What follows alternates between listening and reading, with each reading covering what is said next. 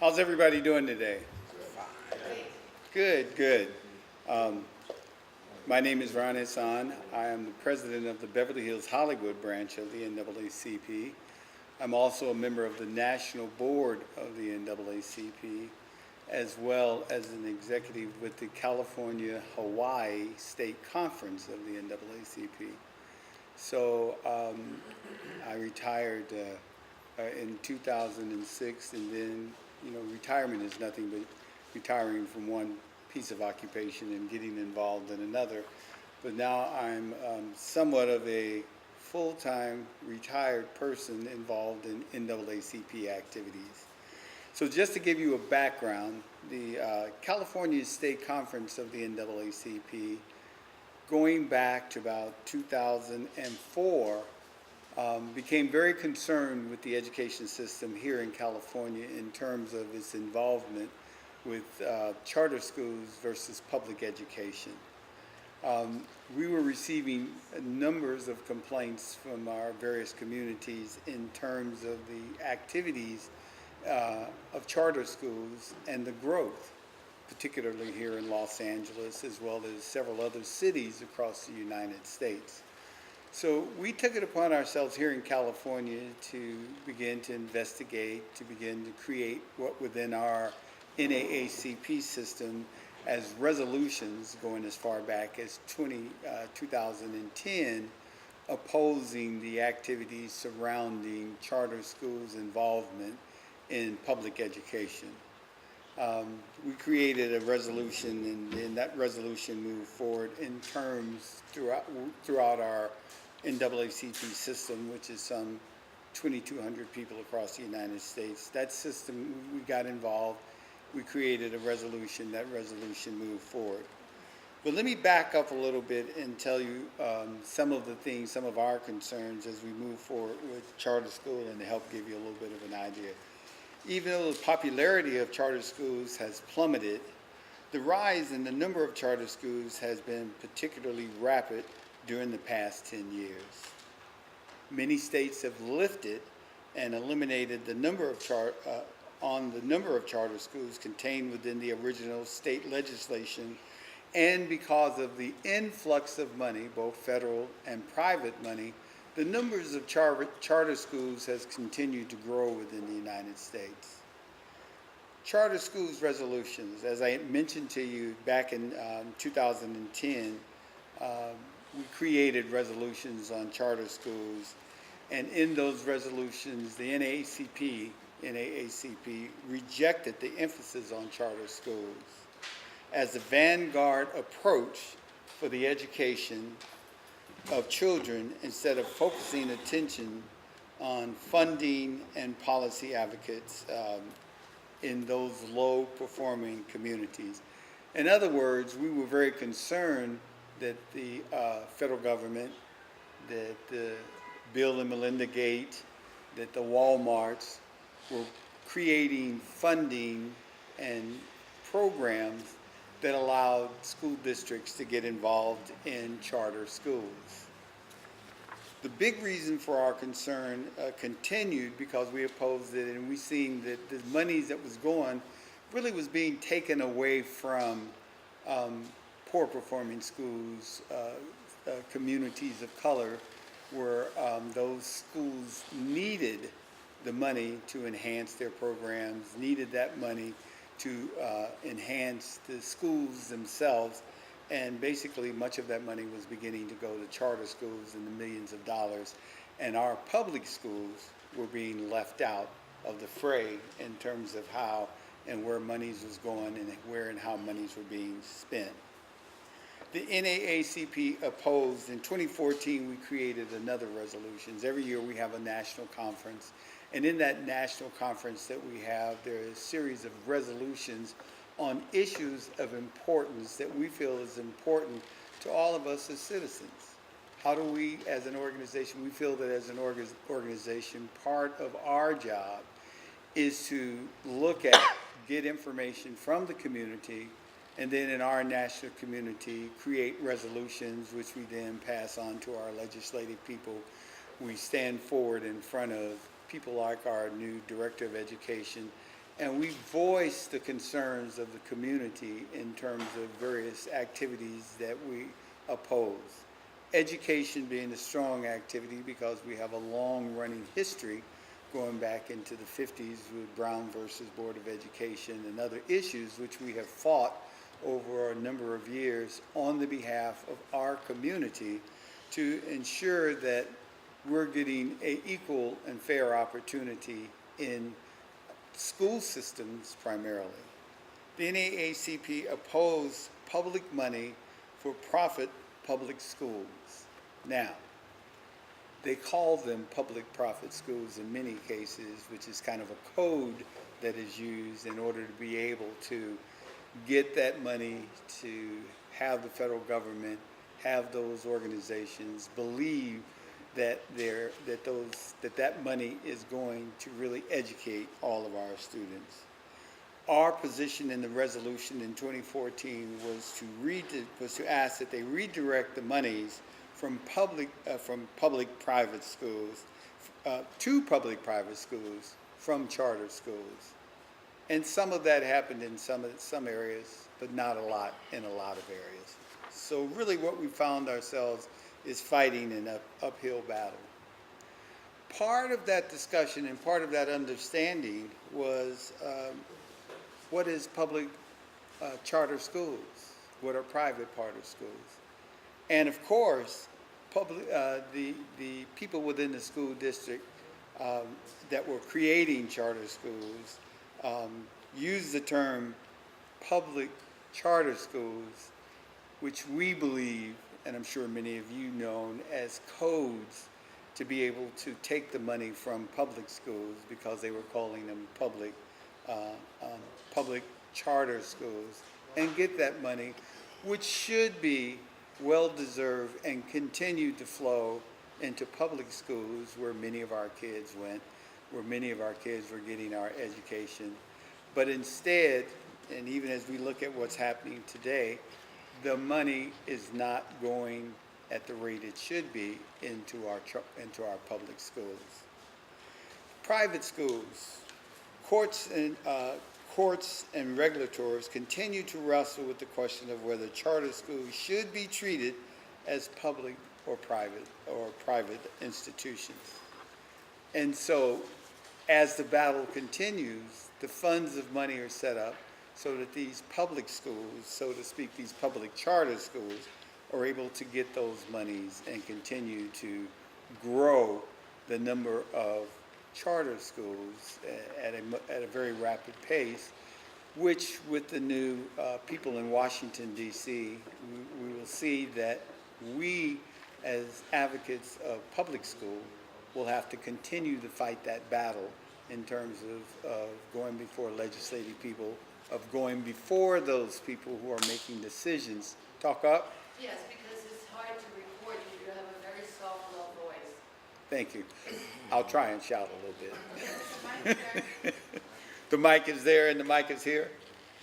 Okay. All right, well, I'll try and talk a little louder. Can everybody hear me? That's better? Okay. As we mature, we get hard of hearing, hard of seeing. How many of you are out there? And a lot of those kinds of situations that comes with, is maturity a good word? With maturity, you know. As we get wiser. As we get wiser, that's right. You see, so I've reached my promise of 10 years. So I'm hoping that I'm now wiser as well as reached an age of maturity. But let me go on to tell you a little bit more about charter schools have themselves argued that they are private institutions. There are some charter schools that are private institutions, but many of them that get money consider themselves public institutions, public charter schools and institutions in that respect there. Some of the issues that we've really looked at in terms of an organization that's supporting our community is what are some of the differences in charter schools versus public schools? Well, we know that charter schools, in terms of the money how they spend their money, 21.3% of operating expenditures go to public schools, where 15.1% of money go to those public charter schools. A Michigan study found charter schools on average spend about $774 per pupil per year on administration, and whereas public schools spend $1,141, which means that public schools are spending more on students than are your private schools. A Michigan study found that to be true.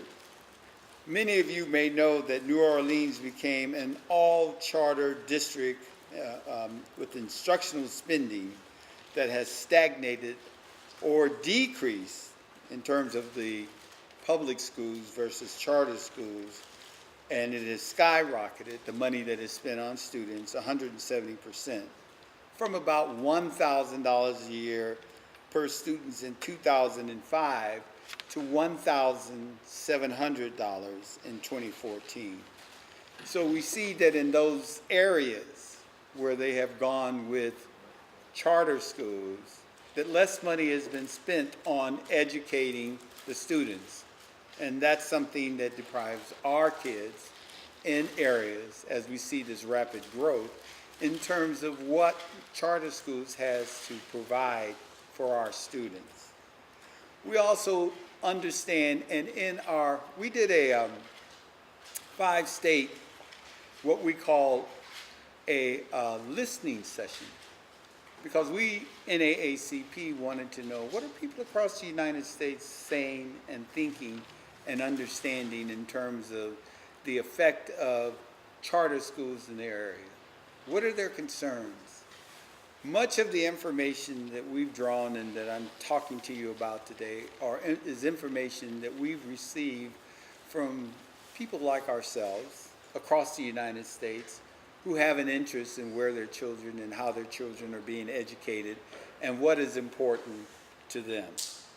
One of the things that became clear to us in looking at what was happening across the United States in terms of public charter schools was that there was a lot of cherry picking going on. It wasn't easy for all students to get into those public charter schools. There were many roadblocks that was put in their way, and we found that across the United States that it was very difficult for people of color or people from low-income families to find their way into charter schools.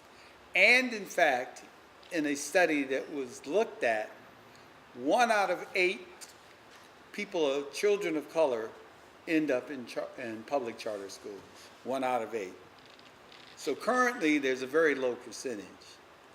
So there were some other things that we found. Not only was it difficult for low-income people, but individuals with special needs.